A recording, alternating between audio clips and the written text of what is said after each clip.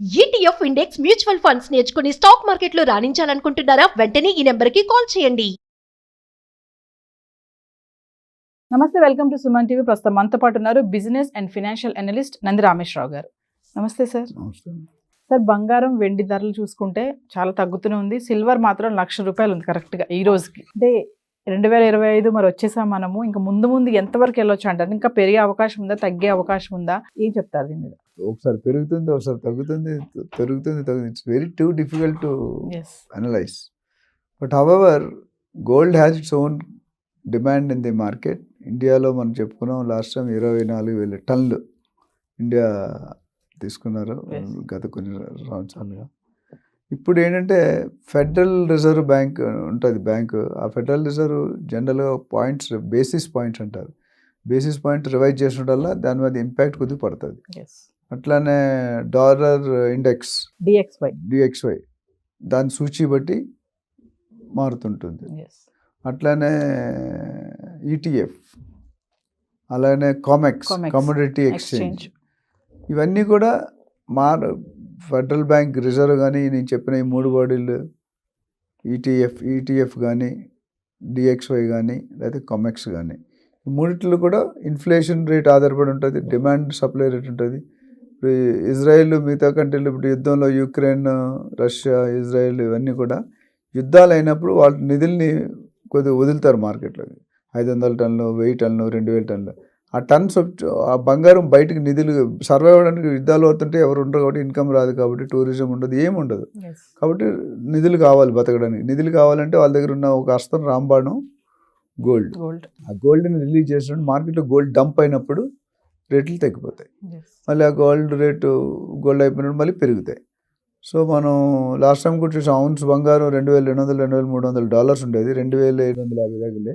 ఫ్యూచర్లో $3,000 పైన దాటే ఇండెక్స్ అంటే ఇండియాలో మన కరెన్సీ ప్రకారం చూసుకుంటే గోల్డ్ దాదాపు ఇప్పుడు ఇవాళ యాజ్ ఆఫ్ టుడే మనకు ఒక 2 months బ్యాక్ 82,500కి వెళ్ళింది 24 క్యారెట్. అలాంటిది ఇప్పుడు మనకి 72,000కి వచ్చేసింది. ఆల్మోస్ట్ 10,000 రూపీస్ తగ్గింది గత 1 month or 45 days. అట్లనే సిల్వర్ చూసుకుంటే 1,03,000కి వెళ్ళింది, మళ్ళీ ఇప్పుడు ఇవాళ 1,00,000 పడింది, 1,00,000 ఉంది. మేము ఇది కూడా నేను చెప్పినట్టు 1,15,000 2022 బై 2025 డిసెంబర్ కల్లా నాకు తెలిసి gold is likely to touch 98 to 1 lakh per 10 grams. And silver is like to touch 110 to 115, 1,15,000. Actually overall పీరియడ్లో చూసుకుంటే ఎప్పుడు ఎన్నటికి ఇంతకుముందు ఎప్పుడు నెవర్ ఎవర్ జరిగినట్టు సిల్వర్ రేటు బాగా డామినేట్ చేస్తుంది, స్ట్రెంగ్త్ అవుతుంది, పెరిగింది. గోల్డ్ ఎక్కువ వీక్ అయిందనే చెప్పాలి. సో దాన్ని బట్టి చూసుకుంటే ఎందుకు సిల్వర్కి డిమాండ్ పెరుగుతుందంటే ఆర్టిఫిషియల్ ఇంటెలిజెన్స్, తర్వాత electrical vehicles, solar panels, electronic items, బాగా హెల్త్ కేర్ ఇవన్నిట్లో కూడా యూజ్ చేయడం వల్ల దాని డిమాండ్ స్లోగా ఉత్పత్తి. అండ్ ప్రజలు ఎవరైతే ఉన్నారో సిల్వర్ను కూడా ఒక పెట్టుబడి రూపంలో చూస్తున్నారు.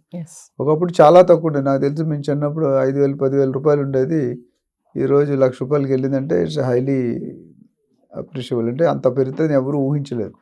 గోల్డ్కి ఎప్పుడు కూడా వెండి తక్కువ ఉండేది, ఇప్పుడు గోల్డ్ తక్కువైపోయింది, వెండి పెరిగింది రేటు. ఎందుకంటే ఎప్పుడైతే దాని డిమాండ్ యూసేజ్ పెరుగుతుందో రేట్లు పెరుగుతాయి. కన్జంప్షన్ పెరిగితే ఇప్పుడు ఆటోమేటిక్గా పెరుగుతాయి. ఇప్పుడు హోటల్ కొత్తగా పెట్టామనుకోండి, ఫస్ట్లో నెలకు 5,000 అమ్ముతుంది, తర్వాత 10,000, ₹1,00,000 మీద ఓల్డ్ అవుతుంది గోల్డ్ వస్తుంది. ఇక్కడ ఏంటంటే ఇండస్ట్రీ, ఎలక్ట్రానిక్స్ ఇండస్ట్రీస్ బాగా పెరుగుతున్నాయి. తర్వాత సోలార్ ప్యానెల్స్ అనే పవర్కి, మన ఎలక్ట్రిసిటీకి వాటర్ ప్రాబ్లం వల్ల అది ఉంది, అది జరుగుతుంది. తర్వాత ఎలక్ట్రికల్ వెహికల్స్ పెరుగుతున్నాయి. ఇవన్నీ ఇప్పుడు పీసీబీస్ ఉంటాయి, పీసీబీస్ కూడా లెడ్ వాడతారు. సో రకరకాల కారణాల వల్ల ఈ డిమాండ్ ఎక్కువై సప్లై తక్కువైనప్పుడు వెండి రేటు పెరిగి రివర్స్ ఉంది. గోల్డ్ కంట వెండి మీద మొగ్గు చూపిస్తారు ఇన్వెస్ట్మెంట్గా. కానీ ఎందుకంటే గోల్డ్ని ఎప్పుడు అంతకుముందు ఒక ఆర్నమెంట్గా చూసేవారు ప్రజలు, citizens of India.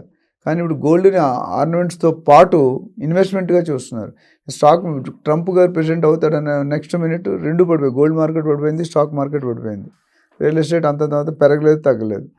So and నేను చెప్పినట్టు అంతమంది గోల్డ్ అనేది పసుపు పసిడి, ఆడవాళ్ళకి ఎస్పెషల్లీ బంగారు లేనిదే పొద్దెక్కదు.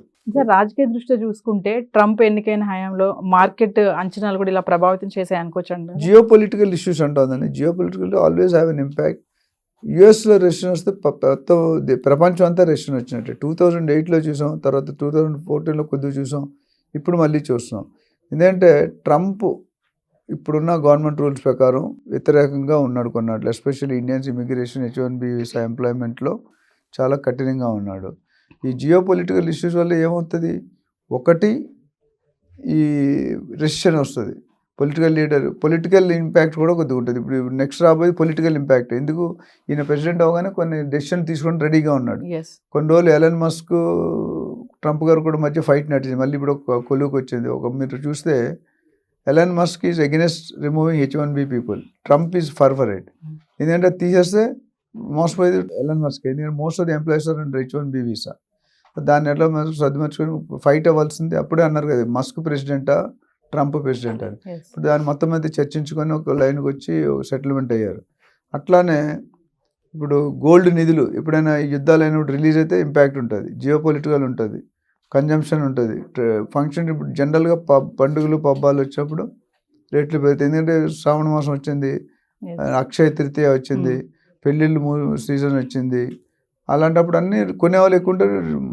ఎప్పుడు కస్టమర్ తీసుకోవాలో వాళ్ళకి తెలుసు, మాఫియా అని అంటారు కదా. ఈ అంతా గ్రూప్ ఆఫ్ పీపుల్ మెయింటైన్ చేస్తారు, గోల్డ్ కానీ స్టాక్ మార్కెట్ కానీ రియల్ ఎస్టేట్ కానీ, ఏదో సడన్ బేసిస్. ఆ బేసిస్లో ఏమవుద్దంటే వాళ్ళు దాన్ని వాడుకునే పరిస్థితి ఉంటుంది. సో ఎప్పుడు తగ్గుతుందో ఎప్పుడు పెరుగుతుందో ఎవరికీ తెలియదు.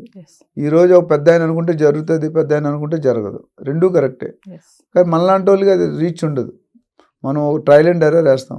GTB అని ఒక బ్యాంక్ ఉండేది 1990s గ్లోబల్ ట్రస్ట్ బ్యాంక్ అని. రమేష్ గెల్లి అని వైశ్య బ్యాంక్ చైర్మన్గా రిటర్న్ అయ్యి ఇక్కడ చైర్మన్గా పెట్టాడు. అప్పుడు ₹10 ప్రైమరీ షేర్ వాల్యూ స్టాక్ మార్కెట్లో. మేము అందరం అప్లై చేస్తే 1000 అప్లై చేస్తే కొంతమందికి 50 వచ్చాయి, కొన్ని 100 వచ్చాయి. అంటే 99 times 98 times ఓవర్ సబ్స్క్రైబ్ అయింది. ఆయనకు కావాల్సిన 100 కోట్లు అంటే ఆయనకు వచ్చింది 1,00,000 కోట్లు. అట్లా వచ్చేసి అంత. సో ఎవరికి ఇవ్వాలో ఎవరు తెలియదు. ₹90 ₹80 లిస్ట్ అయింది.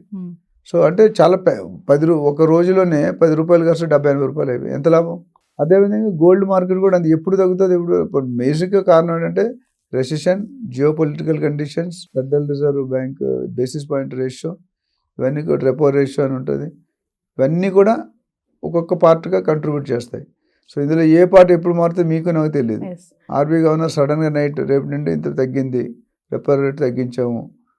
రెపో రేట్ అంటే ఇప్పుడు రకరకాల మీనింగ్స్ ఉన్నాయి. ఇప్పుడు మనకు దగ్గర డబ్బులు తీసుకుంటారు, ఆ డబ్బులు మనకి 7% ఇచ్చి వాళ్ళు 9% కూడా 10% అప్పుకి ఇస్తారు. అక్కడ కరెక్ట్ చేసి దాంట్లో వచ్చిన మార్జిన్తో బ్యాంకులు బతుకుతాయి. కొన్ని బ్యాంకులు ఇప్పుడు కలిసిన తర్వాత లాభాలు వస్తుంటే నష్టాలు వచ్చాయి. ఎందుకంటే 3-4 బ్యాంకులు ఒక బ్యాంక్ చేశారు. ఆంధ్ర బ్యాంక్ ఇవన్నీ తీసి ఒక బ్యాంక్ పెట్టారు, కెనరా బ్యాంక్ మర్చి చేసినాడు. లాభాలు ఉన్న బ్యాంకులు కూడా లాస్లోకి వెళ్ళాయి. బికాజ్ ఈ లాస్ ఆడికి ఎఫెక్ట్ అవుతుంది. Plus into minus is always minus, అంతే కదా. మైనస్ వేరు, ప్లస్ ఇంటూ మైనస్ వేరు. Minus into plus is minus, minus into minus plus అవుతుంది. కానీ మైనస్ టు ప్లస్కి వెళ్తే మైనస్లోకి వెళ్ళిపోతారు. అలా జరిగినాయి మనకి. ఎస్బీఐ బ్యాంకులో మర్చి అయినాయి, SBI అనేది తీసేశారు, ఆంధ్ర బ్యాంక్ అనేది తీసేశారు, మిగతా కొన్ని బ్యాంకులు తీసేశారు. సో ప్రాబ్లం అయింది. ఇప్పుడు కొద్దిగా సెటిల్ అవుతుంది. ఫస్ట్ మార్చిన 2-3 సంవత్సరాల్లో banks are not comfortable, they were reducing. ఏంటంటే ఒకటే బ్యాంక్కి ఈ పెద్దోళ్ళని ఎక్కడ పెడితే ఇక్కడ GM ఉన్నాడు, అక్కడ GMగా మేనేజర్గా పెట్టలేడు కదా. మరి ఆ బ్యాంకులోని GM వీటికి ఎవరికి ఇస్తారు? అది తేడా వచ్చింది. సో ఓవరాల్గా ఈ గోల్డ్ రేట్ అనేది మారడం సహజం. బట్ ఓవరాల్ ఎప్పటికైనా కన్సిస్టెంట్గా ప్రతి ఇంట్లో కూడా 1/4 kg 1/2 kg గోల్డ్ ఉండడం మంచిది. ఎమర్జెన్సీ లిక్విడిటీ చేసుకునే ఐటమ్ ఇది ఒక్కటే. అంటే సార్ ఇప్పుడు 2024లో విలువైన లోహాలకి ప్రపంచవ్యాప్తంగా డిమాండ్ పెరిగింది అంటే 30% పెరిగింది, లాభం వచ్చింది అంటారు. గ్రోత్ లో, కన్జంప్షన్ లో పెరిగింది, వాల్యూలో పెరిగింది. 2025 మరి ఎంత వరకు వస్తుంది అంటారు మనకి అంచనా? 2025 నేను చెప్పా కదా, దాదాపు 1,00,000 దాకా అయితే టచ్ అవుతుంది అనుకుంటున్నాం. ఇది గోల్డ్ 95,000 1,00,000 దాకా. ఎందుకంటే ఇప్పుడు 82,000 దాకా పెరిగిన దాకా, అక్కడ ఇంకో 10,000 18,000 కదా. సో ఇంకో ఈ 1 yearలో 90 to 1 lakh అయితే అవుతుంది పక్క. అయ్యే చూసిన బాగా. అట్లనే వెండి కూడా 1,10,000 1,15,000 ఎక్స్పెక్టేషన్. మేబీ ఒక 10% ఇటు వేరియేషన్ ఉండొచ్చు. ఓవరాల్గా రెండిట్లో ఇప్పుడు రెండు కూడా మేజర్ అండ్ ఇన్వెస్ట్మెంట్ రేంజ్లోకి వచ్చేసాయి. ఒకప్పుడు యూజబుల్ రేంజ్ ఉండేది, ఇప్పుడు ఇన్వెస్ట్మెంట్ రేంజ్ అంటే యూజబుల్ కమ్ ఇన్వెస్ట్మెంట్. సో పెట్టుబడికి అది ఒక అంశంగా డిసైడ్ అయిపోయారు జనాలు. Thank you sir.